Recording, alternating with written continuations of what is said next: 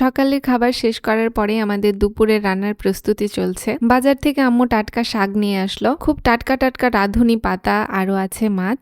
আজকে মাছের মধ্যে আছে ইলিশ মাছের ঝাটকা। ঝাটকা ইলিশগুলো ভীষণ ঠান্ডা, একদম ফ্রিজের ছিল। আর ছিল ছোট ছোট চোপড়া মাছ। হ্যালো বন্ধুরা, আসসালামু আলাইকুম। সবাই কেমন আছেন? আশা করছি আপনারা সবাই অনেক ভালো আছেন। আজকে আপনাদেরকে একটা গোপন ট্রিক্স বলবো, যেটা হবে বিউটি রিলেটেড। আপনারা হয়তো বা অনেকেই দেখেন আমার স্কিন একদম খুবই সুন্দর, আর আমার বান্ধবীরাও আমাকে বলে যে আমার স্কিন ভীষণ সুন্দর, স্কিনের রহস্য কি। তো আমি বলতে চাই, স্কিন সুন্দর হওয়ার একটাই রহস্য, নিয়মিত শাকসবজি খেতে হবে। আমরা যেসব শাকসবজি খাই এগুলো কিন্তু আমাদের ডাইজেশনের প্রবলেম গুলো দূর করে আর আমাদের স্কিন গ্লো করে। তো এই জন্য প্রতিদিনের খাবারের আইটেমে আপনারা শাক রাখার চেষ্টা করবেন। তো দুপুরের খাবার তুলে দেওয়া হয়েছে। আজকে আমাদের দুপুরে চোপড়া মাছের চচ্চড়িটা প্রথমে রান্না করা হলো। এখন রান্না করা হচ্ছে ইলিশ মাছের পেঁয়াজি বলতে পারেন বা ভুনা বলতে পারেন। প্রতিদিন এত এত কাজ থাকে, প্রতিটা কাজই করতে হয় আম্মুকে আর আমাকে। আমি আম্মুর হেল্পিং হ্যান্ড হিসেবে প্রতিদিনই আম্মুকে একটু হেল্প করার চেষ্টা করি। দুপুরের এই সময়টাতে আমার খুবই তাড়া থাকে। এক হচ্ছে গোসল করা, নামাজ পড়া, দুই আবার আম্মুকে সাহায্য করা। ফাল্গুন মাস তো পড়েই গেল, এখন বেলা একটু বড় হয়েছে। কিছুদিন আগে তো এতটাই ছোট ছিল দিন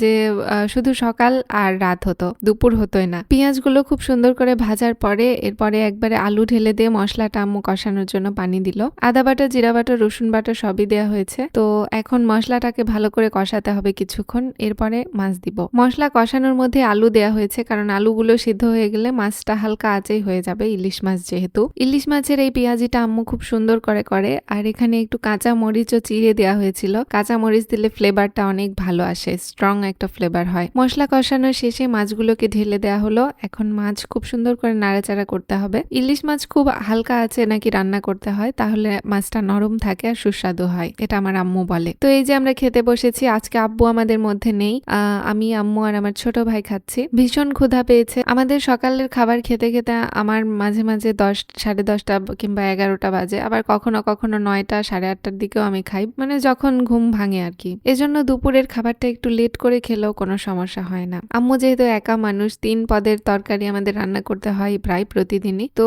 এতগুলো পদের তরকারি রান্না করতে একটু তো সময় লাগেই। আমি রেডি হয়ে চলে আসলাম খাবার খেতে। এই যে আজকে একদম প্লেট ভরে গেছে।